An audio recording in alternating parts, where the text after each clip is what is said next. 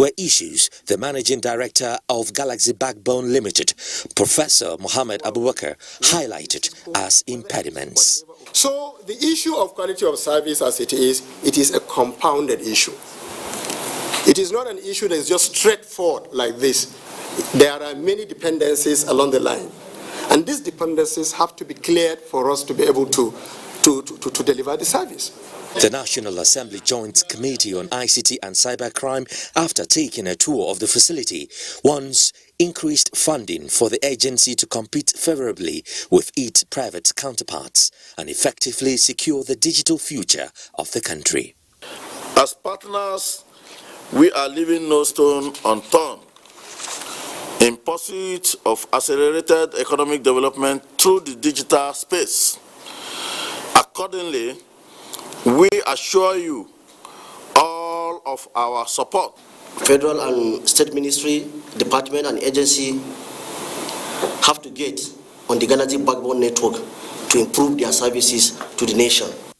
The lawmakers pledged to see how they can contribute to improve the performance of Galaxy Backbone. Joseph Johnson, NTA News.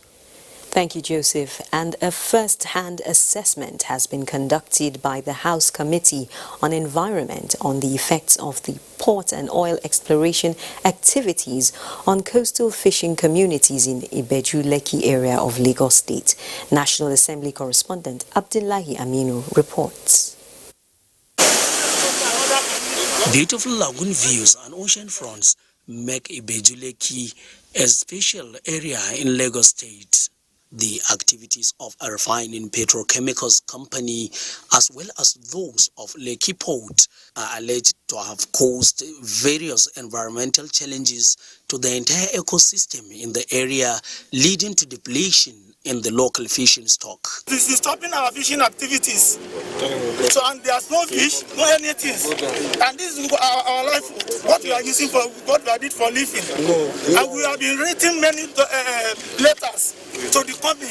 The 57 fishing communities of Ibeju-Lekki are seeking 10 billion naira compensation and implementation of additional safety measures to mitigate further environmental damage. A couple of engineering decisions have been brought into that design.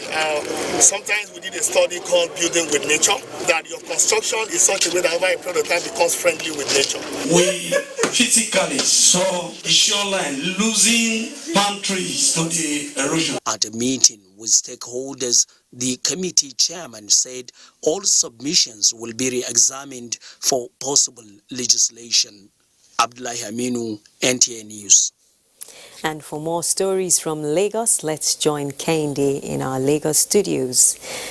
Hello, Kehinde. Hello, Najatu. Nice to see you.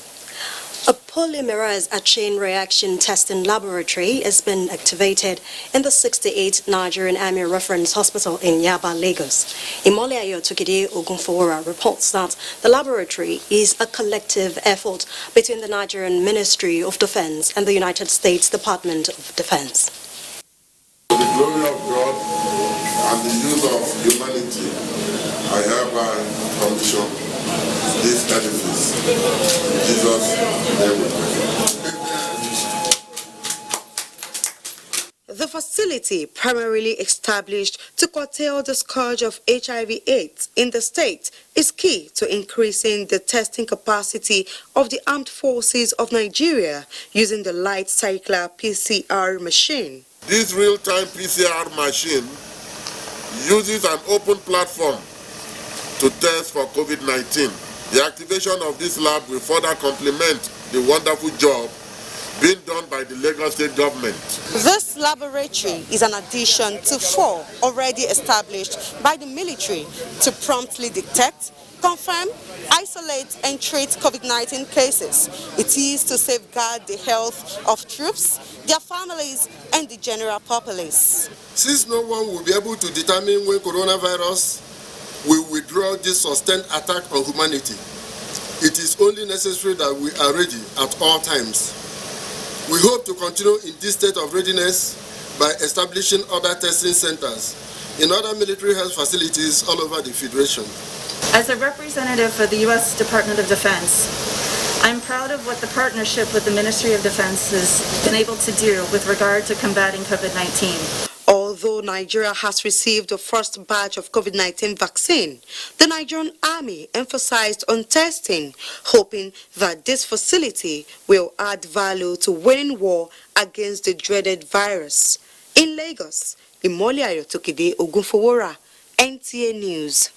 Lagos State government is vowed to prosecute owners of truck frustrating the electronic call-up system introduced to curb traffic gridlock and the hurrying experience of motorists and commuters on that route.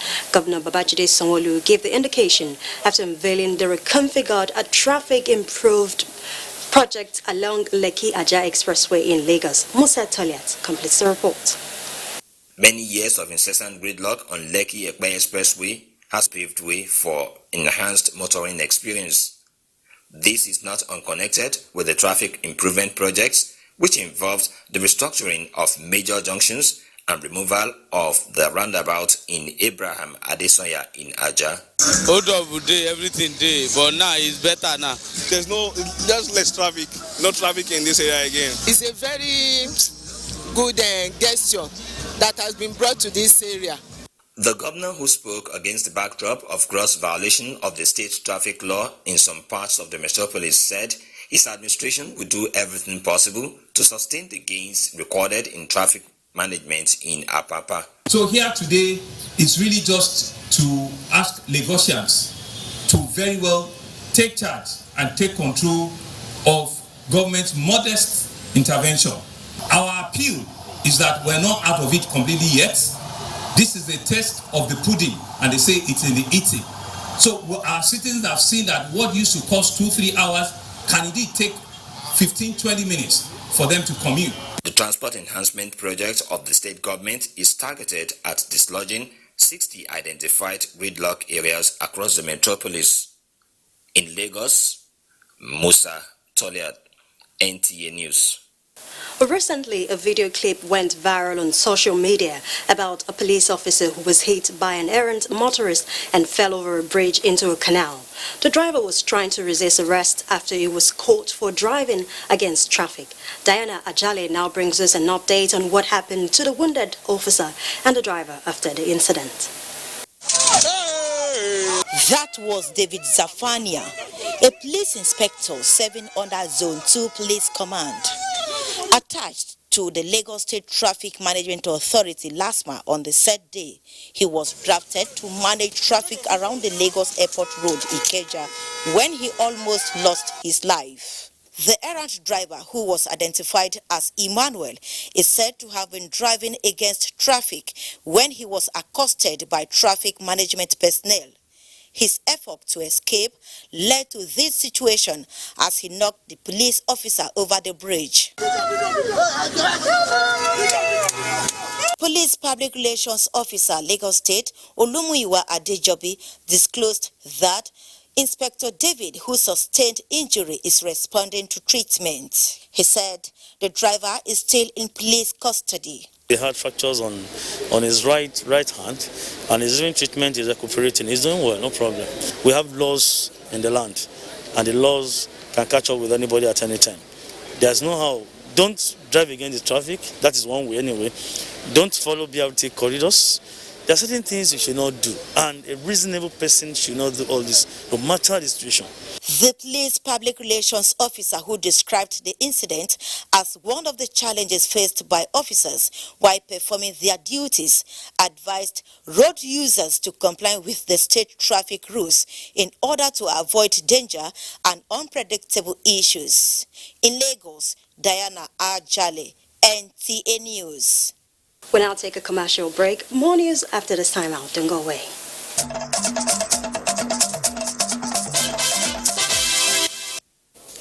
If you're just joining us, this is Nationwide on the network service of the NTA. To electoral matters now. Following calls by some members of the House of Representatives for the revision or adjustment of some constituencies, INEC says such must be passed by a resolution of the two houses of the National Assembly. A statement by the INEC National Commissioner for Information, Festus Okoye, indicates that the Commission is already discussing with relevant committees of the National Assembly to arrange a meeting with the leadership of the Assembly to address some of the difficult issues in the division, revision and alteration of electoral constituency boundaries in Nigeria. For instance, the 1999 Constitution as amended does not place an obligation on INEC to revise or alter the boundaries of constituencies every 10 years, but not less than 10 years. This implies that it can only happen from 10 years and above. Therefore, the Commission says it is not in breach of the Constitution. The Constitution also provides that the Commission may embark on revision and adjustment after a national census, creation of states, or by an act of the National Assembly, Section 73, subsection 2, and none of these exist at the moment. On the question of so-called suppressed constituencies, INEC notes that these are constituencies which existed prior to the 1999 Constitution as amended. The statement further adds that despite these challenges, INEC is not oblivious to the importance of balanced constituency delimitation on the democratic and electoral processes, as the Commission is preparing a comprehensive discussion paper on these issues to assist in its engagement with the National Assembly. It is pertinent to note, however, that the issue of electoral constituencies is different from the ongoing consultation on voter access to polling units, the statement adds. The Minister of State for Budget and National Planning, Prince Clem Agba, has inspected ongoing reconstruction work on the Benin-Auchi-Okene Road as part of its mandate to ensure that funds provided by the federal government are adequately and efficiently utilized. Uduakobong Achibong reports. Auchi axis of the road project, which is where a flyover is expected to be constructed, was the first site to be inspected by the minister. Prince Agba also inspected the Auchi-Okene axis of the road realization project with bridges, culverts and drainages to be done. At current value of the contracts, these three contracts, we are looking about 100 billion dealing with these three sections of the road. For these three sections so far, we have put in about 30 billion. In terms of the pace of work, for me, it's good. In terms of quality of work, it's good. On the timeline of the project, the minister noted that its suspension some years ago, before being given attention by the present government, has brought with it challenges which needs time and more money for them to be addressed. One of the project managers thanked the federal government for its commitment to develop infrastructure. The 120 kilometers Benin-Eho, Eho-Auchi and Auchi-Okene stretches are among the 44 road sections the federal government is working on with SOCOC funding. In Benin, Uduakobong Achibong, NTA News. And to further enhance the healthcare delivery system, Rivers State Government has unveiled a new state-of-the-art government house clinic, which will cater for the health needs of the people. The former Senate President Bukola Saraki performed the inauguration at the Rivers State Government House complex. Ogedi Nyekweri reports. The former government house clinic was just a simple health facility for consultation and handling of minor health issues. With the reconstruction of the clinic, the facility is furnished to serve as an all-integrated health facility with extensive diagnostic equipment, operating theaters, delivery rooms and laboratories, as well as inpatient and outpatient services. Let me tell you that today is one of my happiest days in life. I can go home and tell my family I'm a happy man. I have not disappointed the people of Rivers State. And I have not disappointed the party that gave me the privilege to contribute my own quota in terms of the development of the state. Former Senate President Bukola Saraki says good health delivery cannot be undermined when talking about poverty eradication. In infant mortality, maternal mortality, it has to do with healthcare. So let me commend your vision in putting through this kind of project. Once something is good or someone is good, irrespective of our personal political inclination or political divide, we must acknowledge. And I believe that this center is not only for the people of Rivers State, it is entire for people of the country and also for the African continent. The services of the new government house clinic will now be open to the public. In Port Harcourt, Oge Dinyekwiri, NTA News. Meanwhile, developing human capacity is one of the essential components of the industrialization agenda of the Cross River State government led by Governor Ben Ayade. The inauguration of a construction and fabrication facility to build entrepreneurs in West Africa, address skills acquisition concerns in the state, and promote job creation is the reason for this academy. Paul Abel reports. Construction and Fabrication Academy of West Africa is to address the dearth of middle-level skilled manpower, especially in Cross River State, as experts from across the world have been engaged to impart knowledge on the trainees. The first batch of trainees, 500 in number, are grateful for the opportunity as pioneers of the academy, promising to make the state proud by contributing to societal development after graduation. This academy that you've established, Your Excellency, has promised to give us same. So we want to say thank you very much. The state government is of the view that the feat will enable people to earn a living as the governor provides 400 million naira as take-off grant for the academy. The skill is key. The future has moved from intellectualism to action. Let your handwork feed you. It is the responsibility of government to provide a shoulder for our young people to lean on. We are starting from with 11 skills to be acquired, and those skills will be within the duration of 6 months. The Fabrication Academy offers training in welding and fabrication technology, masonry works, carpentry, modern roofing, air conditioning repairs and installation, among others. In Calabar, Paul Abel, NTA News. Meanwhile, Vice President Yemi Osinbajo this Friday received Governor of Sokoto State Aminu Tambuwal, and issues of security challenges facing the state were discussed with a view to finding an end to the problems. Speaking to the press after the meeting, the governor confirmed an attack on a village in one of the local government areas of the state.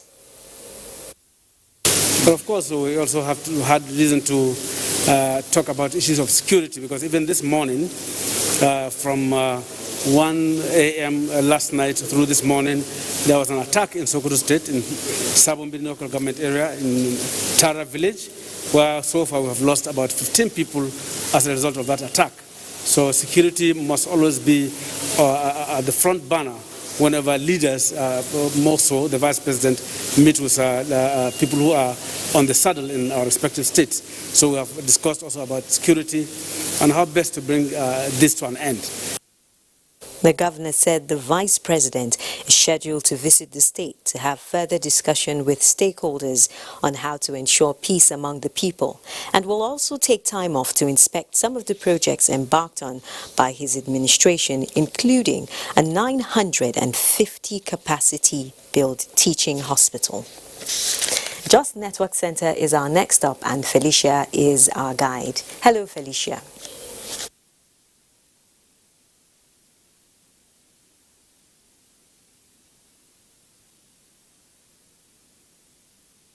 Hello, Naja'atu. Glad to have you join us in Jos.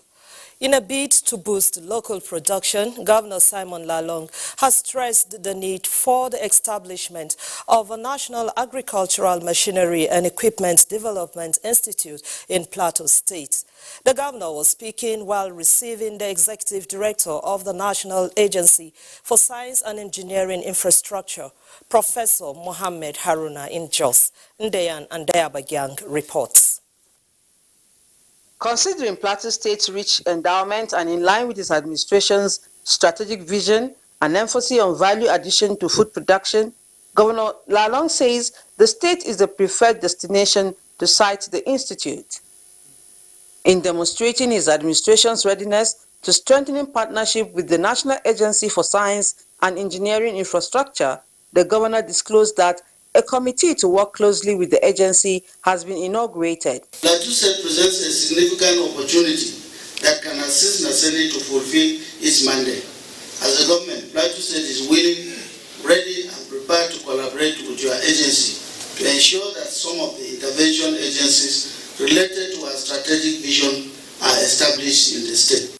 Executive Director of the National Agency for Science and Engineering Infrastructure, Professor Mohammed Haruna, said the institute is Nigeria's leading homegrown technological agency responsible for the fabrication of machines, some of which have been forwarded to private sector investors for mass production. Professor Haruna urged Governor Simon Lalong, as chairman of the Northern State Governors Forum, to push for greater funding of the agency and wider awareness on their capacity to produce relevant machines to promote locally made products. In Jos, Indenyan and the Abajang, NTA News. To boost water supply in Plateau State, the government, in partnership with the French Development Agency, AFD, has kicked off a geographic information system for cartography of existing water supply pipelines network mapping. Ekemeran Kaneng Ladoja has details. The consultancy of the Geographic Information System for Cartography, which is the creation of maps and charts, involves inventory of existing water supply network and its infrastructure, preparation of base maps, development of the GIS structure, basic training of clients, and periodic technical assistance. It is hoped that once the project is completed, it will improve access to water, save water, time, and money. It is a decision-making tool, and it is a powerful decision-making tool because any information that you have with regard to your assets, with regard to customers, everything can go on this tool, and on your desktop you can pinpoint if a customer is having a trouble, it can pop up. Quality and sustainable water supply is the vision of the Lalong-led administration. The essence is for us to have enough information that will sustain the revenue base, so that we will be having enough to maintain the facility and improve on our services. The project is one of the components of the French Development Agency, AFD, in Plateau State, with Enugu, Kano, and Ondo states also benefiting from a similar partnership. In Jos, Ekemaren Kaneng Ladoja, NTA News. This is Nationwide. More reports in Abuja as we rejoin Naja'atu. Thank you, Felicia. French ambassador to Nigeria, Jérôme Pasquier, has indicated his country's interest in developing the economy of Cross River State and its critical infrastructure. This was made known after the inspection of some key projects undertaken by the Governor Ben Ayade-led administration in his industrialization policy. Paul Abel reports. The French ambassador, who was in Cross River State for a 2-day visit, reveals that the purpose of the visit is to strengthen the French economic relationship with Nigeria and having Cross River State playing a significant role. With presentations made at the Obudu Ranch Resort by various MDAs in the state to attract foreign investment, the French delegation is positive that the partnership will also create jobs for many Nigerians. I knew that you are very active and dynamic, but I didn't expect such a number of really big projects and good projects. Well, I feel very happy. I see a man of high character and honor and integrity, and the choice to visit today. To round off the visit, the French ambassador and his delegation toured some key ongoing projects, which include the International Cargo Airport Obudu, British-Canadian School Obudu, the Specialist Hospital, the Rice Seeds and Seedling Factory Calabar, Garment Factory Calabar, Calavita Noodles Factory, Vitaminized Rice Processing Factory Ogoja, cocoa processing factory, Ikam, granite oil factory, Bekwara, among others. In Calabar, Paul Abel, NTA News. Still on development and empowerment, more than 5,000 vulnerable rural women and those with disability across 33 local government areas of Oyo State benefit from the 20,000 naira cash grant of the federal government. This was made known at the flag-off ceremony of the scheme performed by the Minister of Humanitarian Affairs, Disaster Management and Social Development in Ibadan. The report. Grants for Rural Women Project is one of the many social intervention programs of the federal government aimed at alleviating poverty among the vulnerables in the society. The Minister of Humanitarian Affairs, Disaster Management and Social Development, Hajia Sadia Umar Farouk, who flagged off the ceremony alongside her counterpart in the Ministry of Youth and Sports, Sunday Dari, and Minister of State for Niger Delta, Tayo Alasho Adura, encouraged the beneficiaries to utilize the grant for the expansion of their businesses. The life of 14,021 poor and vulnerable households has been impacted. 28 local government areas are currently benefiting from the federal government conditional cash transfer program in Oyo State. Omotude Salau is one of the 100 women who benefited from the first batch of the grant. She and others expressed gratitude to the federal government for the gesture. This is the first time I'm experiencing such from Nigerian government, and I want to appreciate them. We use this to start a small business. The Minister of Humanitarian Affairs later proceeded to NEMA office in Ibadan for the symbolic presentation of relief items to victims of Shasha crisis. And for more stories from Ibadan, let's now join Adebola in our Ibadan Network Center. It's over to you, Adebola. Najatu, welcome to Ibadan. Towards ensuring sustainable, peaceful coexistence among farmers, herdsmen and other stakeholders in agricultural sector, the Nigeria Security and Civil Defense Corps organized a seminar in Osogbo, the Osun State capital. Femi Afariogun reports. The Agro Rangers program of NSCDC this is decision command. We apologize for that glitch there. We might rejoin Ibadan later. Let's take a break. The news continues after.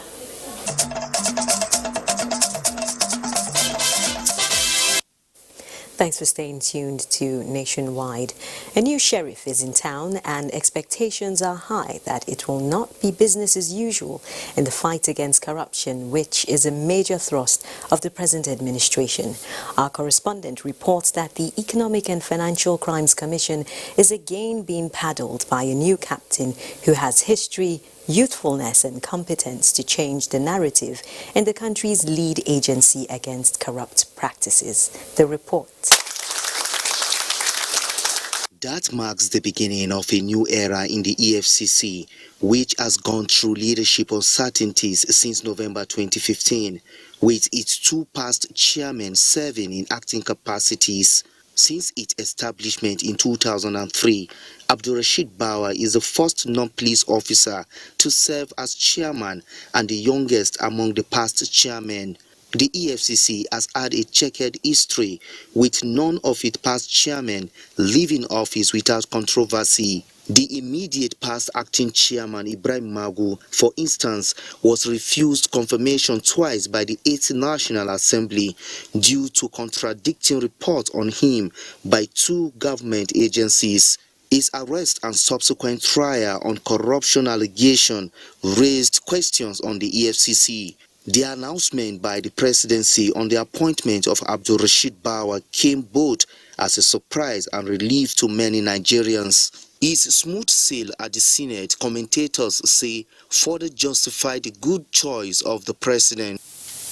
But the challenges we know are enormous, but we are determined we will conquer them. And at the end of the day, we will prove to His Excellency, the President of the Federal Republic of Nigeria, President Muhammadu Buhari,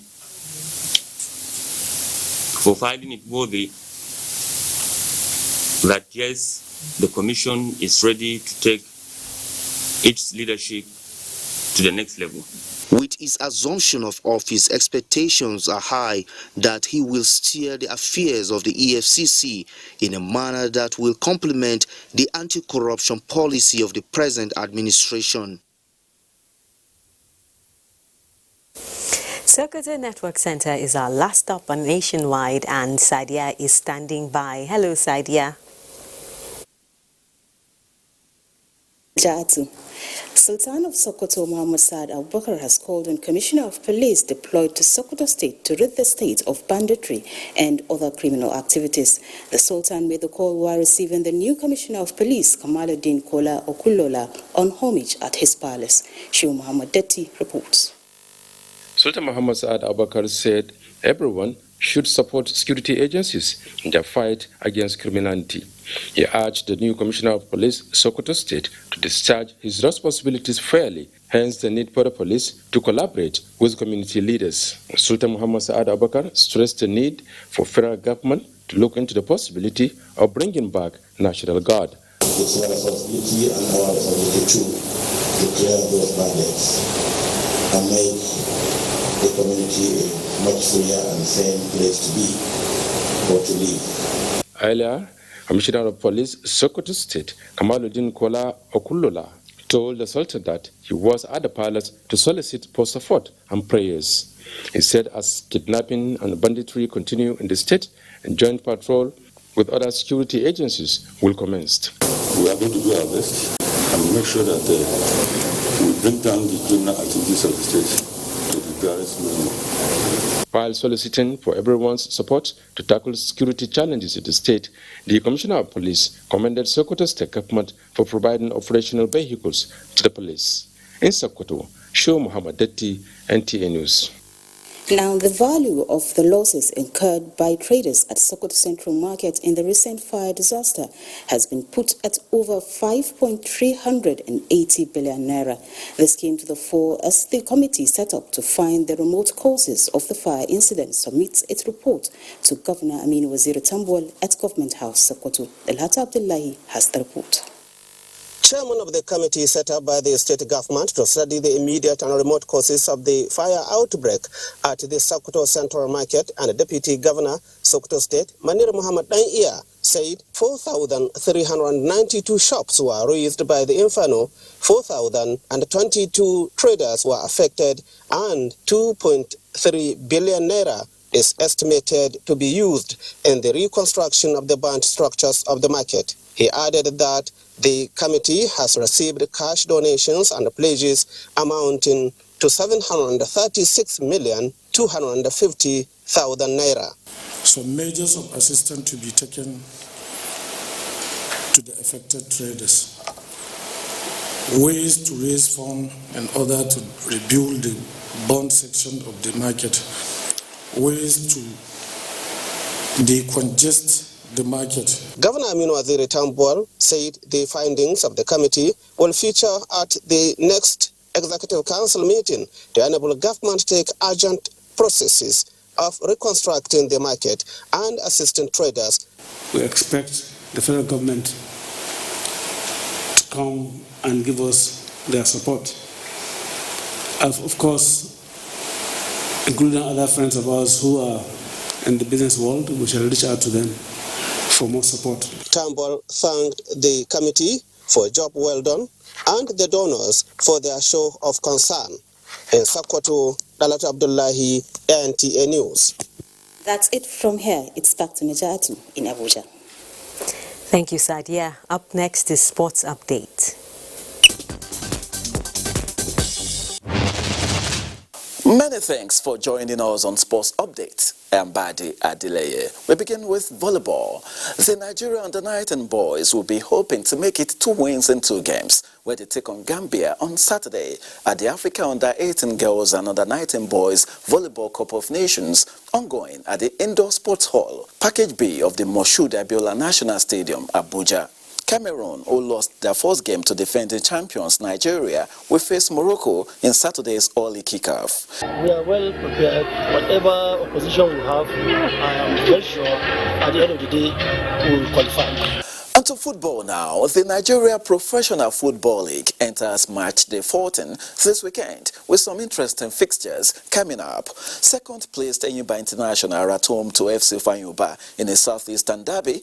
Kano Pillars host Enugu Rangers, while leaders Kwara United are away to Wiki Tourist.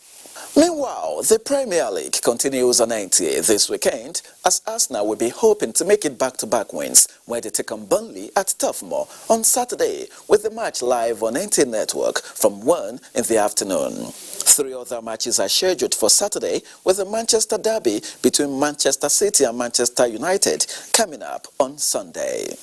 And finally, ahead of his fight against Poland's Jabiakovic this Saturday, Nigerian-born mixed martial artist Israel Adesanya says his goal is to become the greatest fighter in the history of the Ultimate Fighting Championship. The unbeaten UFC middleweight champion is stepping up to try and take UFC's light heavyweight crown, and the last bender is confident he will overcome his Polish opponent and become the 5th fighter in UFC history to hold titles in 2 different weight classes concurrently. And that'll be all on Sports Update. Mbadi Adeleye. Sports Update concludes the news on Nationwide. Thanks for watching. Keep staying safe.